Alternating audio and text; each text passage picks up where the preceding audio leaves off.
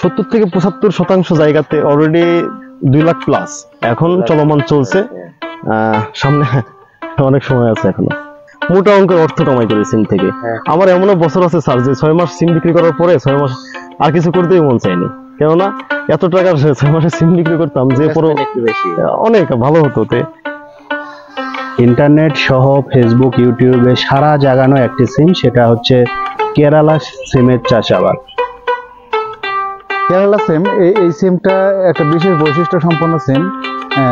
এই সিমটা দীর্ঘদিন পর্যন্ত ফলন দিতে পারে, দীর্ঘ 8 মাস ফলন দিবে। গাছের একবার গোড়া থেকে শুরু করে ফুল, গোটা গাছটায় ফুলে ভরপুর থাকবে। আর একটা আছে যে রোগ পোকার আক্রমণ খুব একটা যে আছে তা কিন্তু না, তবে আবহাওয়া বিশেষে কিছু স্প্রে করতে হয়। আর একটা আছে যে সিমের আকার আকৃতি কিন্তু বেশ বড়। একটা সিম প্রায় 6 ইঞ্চি 7 ইঞ্চি পর্যন্ত একটা সিমের দৈর্ঘ্য আমরা লক্ষ্য করি।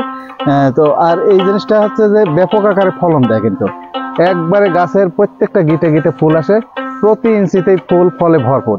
একই সাথে ফুল, জালি, সিম, বড় সিম সবকিছু কিন্তু এই সিমের লক্ষ্য করা যায়। তো এই জাতটা খুবই একটা ভালো জাত।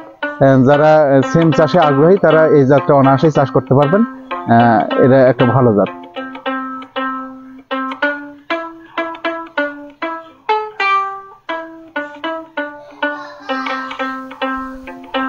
আমাদের একটা মাদাই কেরালা সিম অনেকেই অন্য সিম যেভাবে লাগায়, যেমন ওই যে বলি যে অন্য সিমের সাথে এর কোনো পার্থক্য একটু আলাদা। কেরালা সিম কিন্তু 1 থেকে 2টা গাছ যথেষ্ট।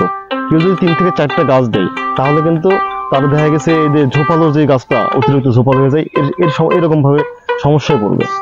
আমাদের কেরালা সিমের আমি সবসময়ই বলি যে প্রথম অবস্থায় জমি প্রস্তুত, যেমন অন্যান্য চাষের ক্ষেত্রে কিন্তু অনেক কিছু দিয়ে জমি প্রস্তুত করতে হয়। আমরা শুধু ফিপ্রোনিল গ্রুপের কীটনাশক দিয়ে কিন্তু আমরা গুলি, যেমন গুলি আছে, এটা দিয়ে কিন্তু আমরা স্বাভাবিকভাবে মাদা তৈরি করি।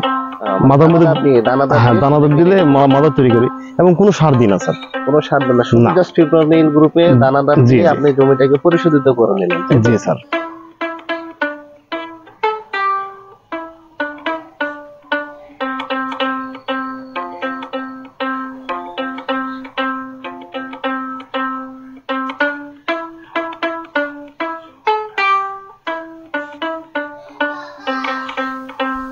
আমরা যেটা জানি যে একটি ফসল চাষ করতে গেলে তার আন্তঃপরিচর্যা যদি সঠিক হয় তাহলে কিন্তু তার ফলনটা ভালো হয়।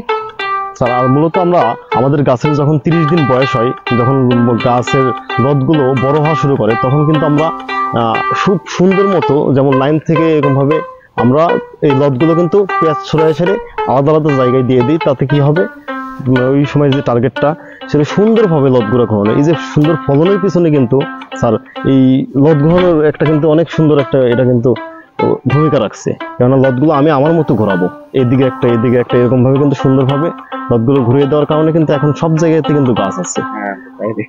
আচ্ছা, তারপরে যখন স্যার 55 দিন পরে যখন আমাদের জমিতে পাতা বড় হওয়া শুরু হয়, তখন কিন্তু আমাদের জমিতে পর্যাপ্ত পরিমাণে পাতা হওয়া শুরু করে।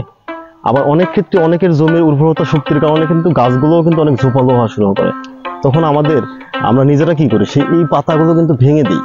কেরালা সিমের সবচেয়ে বড় একটা জিনিস সেটা হচ্ছে পুরাতন পাতাগুলো, বড় পাতাগুলো, এগুলো ভেঙে দিলে গাছের যে জালি ফুল, এখানে কিন্তু আমাদের সঠিকভাবে আমরা স্প্রে করতে পারি এবং সেটা সঠিকভাবে কাজ হয়।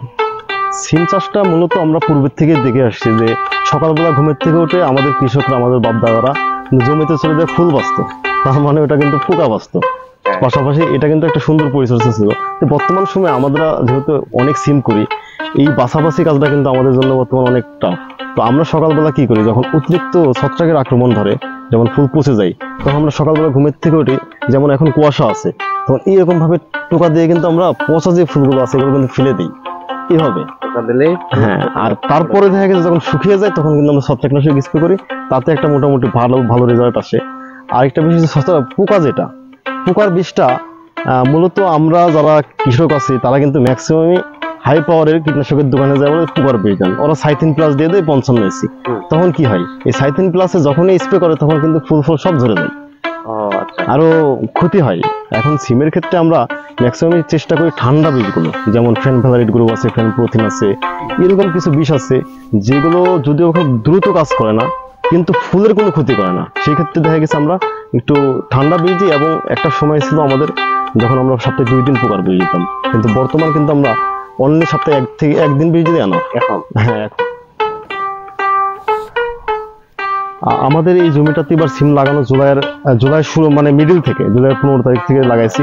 তো এই বছরের যেই যে ওয়েদার যে অনুকূলে ছিল না, বায়ু মানে ওয়েদারের অনেক ব্যাপক একটা পরিবর্তন, যে কারণে কিন্তু আমরা এবার সিম কিন্তু হিমশিম খাইছি বেশ। প্রথম অবস্থায় কিন্তু সিম টিকাইতে কিন্তু আমি 55-60 দিনে সিম টিকাই প্রতি বছরই। 60 থেকে এবারে কত দিনে টিকেছে? এবার আমার 75-80 দিন, 70 থেকে 75% জায়গাতে অলরেডি 2 লাখ প্লাস এখন চলমান চলছে। সামনে অনেক সময় আছে, এখনো মোটা অঙ্কের অর্থ কামাই করি সিম থেকে। আমার এমনও বছর আছে স্যার যে 6 মাস সিম বিক্রি করার পরে 6 মাস আর কিছু করতেই মন চাইনি, কেননা এত টাকার 6 মাসে সিম বিক্রি করতাম যে পরে একটু বেশি অনেক ভালো হতো।